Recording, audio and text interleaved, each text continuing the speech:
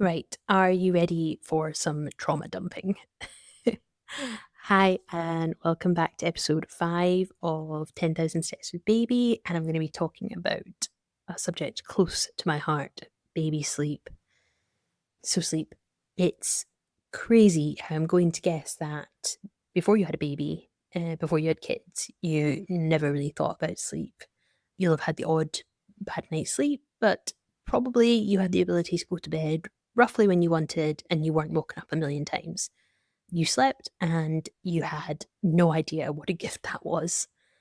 Then you give birth, and maybe you were up all night with contractions, or you've just had major surgery with a C section, and the best thing in the world for you would be a nice long sleep. And of course, you don't get that. And you probably aren't going to get that for, well, at least months. In the blurry haze of the first few hours after giving birth, my strongest memory of my son after he was born was after my husband, Jack, had left for the night. Um, Me and James were alone, and I was holding him in my arms, and he was staring up at me with these huge big eyes. And I remember thinking, you should be asleep. And that should have been a warning about what was to come. So, yeah, James was a terrible sleeper from the get go. He woke up every 2 hours until he was probably 18 months, except when he was having difficult spells. And then he'd wake up every 30 to 60 minutes. And I was always looking for an answer on why he wasn't sleeping and what I could change to get some more sleep. Um, to be completely honest, this was quite a dark time for me. I have two memories that stand out. One was me pushing the pram on one of our daily walks down the street, and I was just full on bawling my eyes out, not caring who was looking. And, I don't mean tears just rolling down my cheeks. I mean, full on ugly sobbing my heart out because I was just so tired and so frustrated about why it was like this.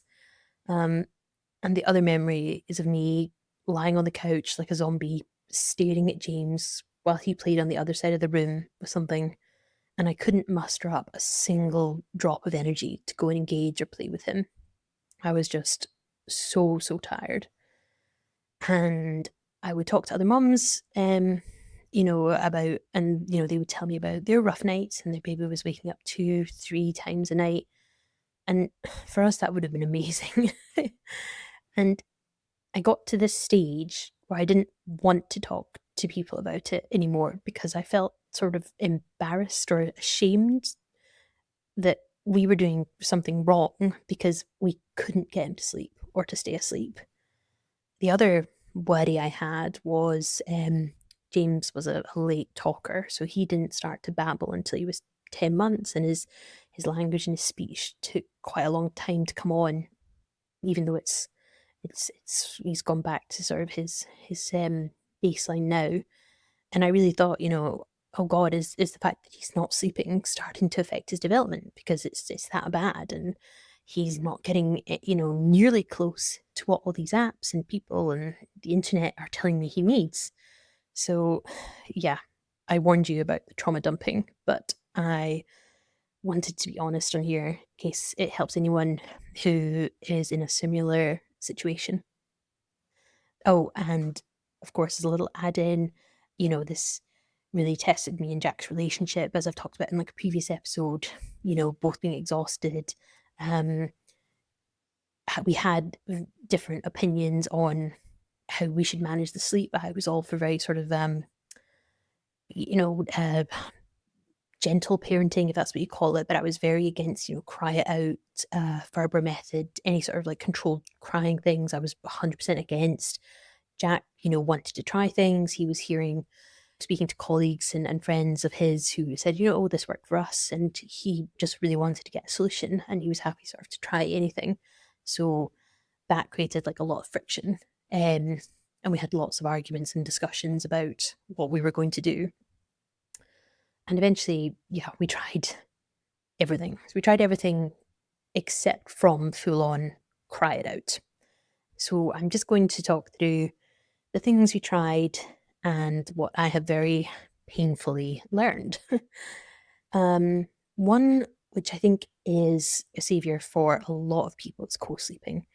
And I'm not inherently against co-sleeping. If that's what works for you, then obviously, of course, go for it. For me, I think I was quite obsessed. I really got sort of frightened about, this idea of SIDS and, accidentally suffocating the baby and rolling on the baby. I had got it. I was terrified of all that. I was really obsessed with it, probably to an unhealthy extent. But I resisted co-sleeping for months and months because if James was in the bed for me, I just could not sleep at all. I was so freaked out by it. And when I eventually thought, no, this is being ridiculous. Loads of people are recommending this. This could be the way. I did all the lullaby trust guidelines, to set ourselves up for it. And James absolutely hated it. I thought this was going to be the thing that sorted the problems. It was not. I don't know what it was about it, but I think anytime I moved or made a slight noise, he would wake up.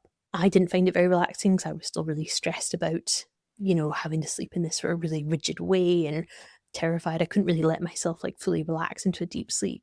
And I couldn't anyway because James was hating it. So that didn't work for us. But I know lots of people who co-sleep and they think it's the best thing ever. Two was timings and trying to organize naps and wake windows based on apps or based on advice from the internet, all these hundreds of websites that promise to get your baby to sleep.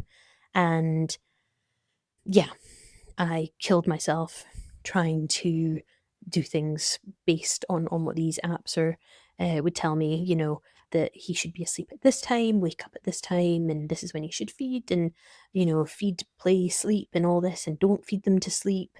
The wait window is very precise. Oh, you've got to wait for 45 minutes here and then have a 22-minute nap. And I just got myself into complete tiz.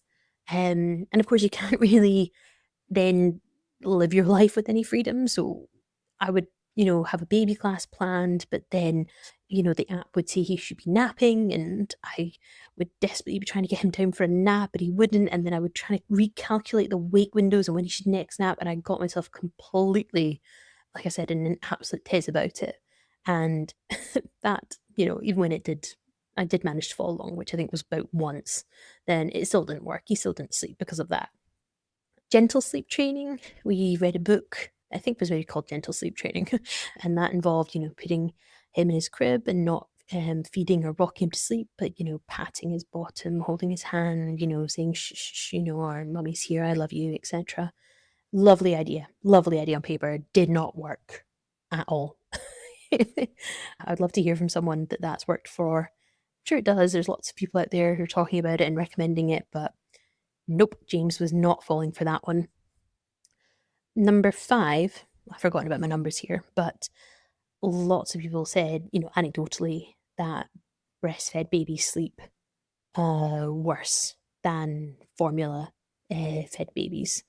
And I actually looked this up on the internet once, and the only thing I could find at that time was a small, very small study that said that found that there was no difference between the two. But we tried. I think James was maybe 6 or 7 months, and we tried to give him a bottle of formula before bed. And again, I had so many hopes pinned on this that would be the magic breakthrough, and nope. It didn't. It didn't make a jot of difference. Yeah. Again, if someone has experience of that, if, they feel like they're formula fed baby, maybe you've got, 2 and you compare, maybe one was bottle fed, one was breastfed, and you notice the difference. But yeah, it didn't work for us. The other thing I'd pinned a lot of my hopes on, again, anecdotally, was people told me, oh, once they start eating, they've got fuller tummies, they'll sleep better. No, didn't make a job. You'll see that there's this, there's a pattern here. Yeah, weaning, and of course in the first few months of weaning, they're not actually taking in more. But when you started having like proper meals, you could have a big dinner of pasta, and it didn't make any change to his sleep. We talked to a sleep consultant, like as a sort of initial meeting, but she asked a couple of questions about James's sleep, and she pointed out, or we told her when she asked, that he always slept with his mouth open, and she suggested that we get an ENT opinion before we started doing any sort of sleep training with her. So we were just about to book that. In fact, I think I had booked it, but then that was probably about the 18-month mark where things suddenly started to get better of their own accord. So we didn't actually end up going down that road. And I don't know if the mouth breathing thing was ever relevant or not. He didn't snore, but he did, and still does, I think, always sleep with his mouth open. We tried Jack putting him down in the night. I think I read somewhere, I'm not sure this is true, but I think I read that after 6 months, they don't need food overnight. So you can practice putting them to sleep without it. I mean, whether that's true or not, if a baby wants a feed in the middle of the night, I don't really think you should be denying them that. I mean, that's my personal opinion. But again, I was down a rabbit hole of looking for answers. So we tried with Jack doing it, but to no avail. And the last thing we did this just before the sleep consultant, but quite a few of Jack's work colleagues had recommended the Ferber method. So the Ferber method is sort of controlled crying. I can't remember the exact patterns, but the idea is, you make sure, they're fed and warm and dry nappy, etc. And you lay them down in their crib and, give them some love and reassurance, and then you leave. And I think the first time you let them cry for 1 minute, you go back in, you comfort them without picking them up, and you leave the room again. And this time you stay outside for 3 minutes and you build that up.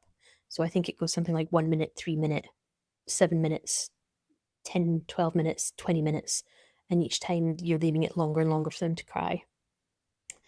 And we had huge arguments about this. Jack really wanted to try it. He was saying, it's not going to do him any harm. He's going to be in a safe place. He's going to be fed. He's going to be dry and warm. What danger is it? And to me, I just felt like, well, he's going to feel he's been abandoned by us, and he's going to be crying and he's upset, and we're not going to come, or we're going to come in and then leave again. Yeah. And we both felt like really strongly, we had really strong opposing views on this. And I'm sure everyone does. This is a pretty controversial subject. And eventually we got to the stage where Jack was like, I can't do this anymore, and I can't sort of watch you do this anymore, of being so exhausted and so upset and being so worried about James. He's like, we really just need to try this. And I gave in. And I said, okay, but you've got to do it the first few times. And he said, fine. He says, but you're not allowed to interfere. So he went in the room with James and did the whole thing, and I sat on the stairs and literally just cried along with James for the whole time we did it. And we did it, I think, for 4 nights or 5 nights. And to be fair, I've got I wrote it all down, the timings on my phone. And to be fair, I think, the first time it took 45 minutes every time he woke up for him to go back to sleep on his own. And then by the time we did it on night 2, I think it took about 25 minutes. And then night 3, it was about 15 minutes. And I think by the time we got to night 4 or 5, something went wrong. I think there was a heat wave in Manchester. And I said to Jack, like, well, look, we can't ignore him if he's crying, because, it's 30 degrees in the house. He could be getting heat stroke, or he could be really thirsty. And I said, look, that's not a safe time for us to be letting him just cry it out. So, and he agreed. And so we broke what we were doing and went back to the normal stuff of us. I was like picking him up, putting him in the chair, feeding and rocking him back to sleep. And then, of course, it all went to hell again. So about 2 weeks later, we were like, okay, that did seem to be working. It's horrible at the time, but if it gets us there in 4 or 5 days, then yeah, it's worth it. Let's do it. And the second time we did it, it never got any better. I think we got to night 3 or night 4 of him just crying for at least 45 minutes. I mean, he was crying until he was exhausted. He was falling asleep from exhaustion, not because he had learned to settle himself or whatever the book was suggesting he would do. And so we just stopped. And I said, look, to Jack, we tried twice, and we're not doing that again. It didn't work. And I still feel guilty about that. And I'm pretty sure I shouldn't. But like I said, it's a controversial topic, and everyone has their different opinions about this. And of course, every baby is different. Every temperament is different. And what works for one baby doesn't work for another. So this isn't me being anti-cry out or anti-Ferber method. I'm just talking about what worked for us and sort of our thoughts and feelings on this.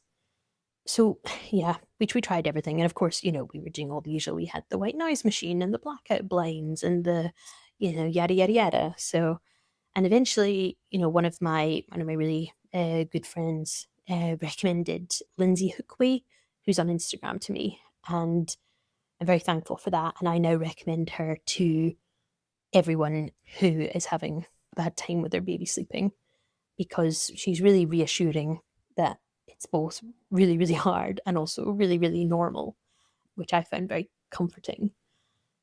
So this isn't advice because, like I said, every baby's different, and you've got to find what works for your baby and for you.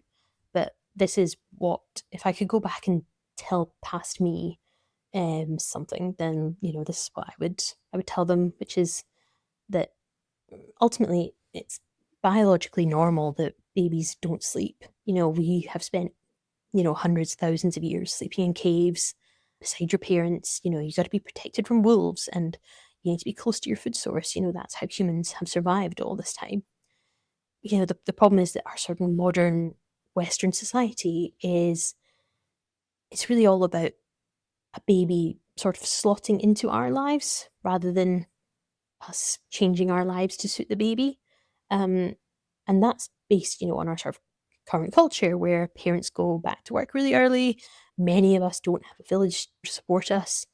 Um, and we've been trained to think that, oh, we've got to have the baby and the house has got to be clean and we're supposed to be going to the gym and we're supposed to be socializing. And actually that, isn't normal at all.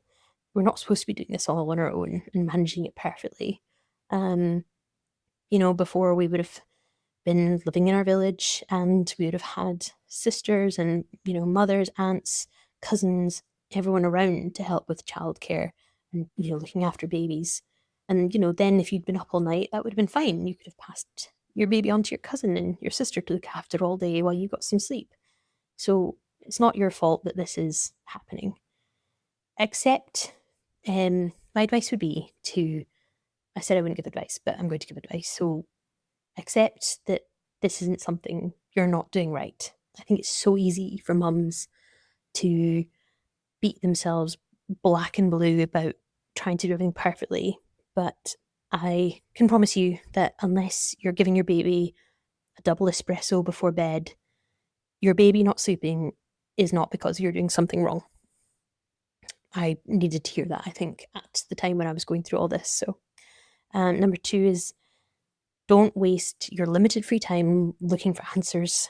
I spent hours reading everything I could online when I could have been having a break. If there was a magical fix, a magical fix-it cure out there, then that person who invented it would be a billionaire and everyone would do it. But, there isn't.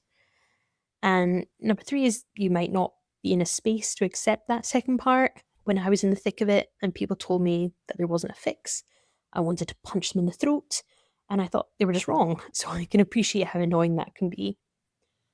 And number 4, I'm not going to say, oh, the dishes can wait, nap when the baby naps, because, at the end of the day, the dishes do need to be done. The laundry hung up, whatever.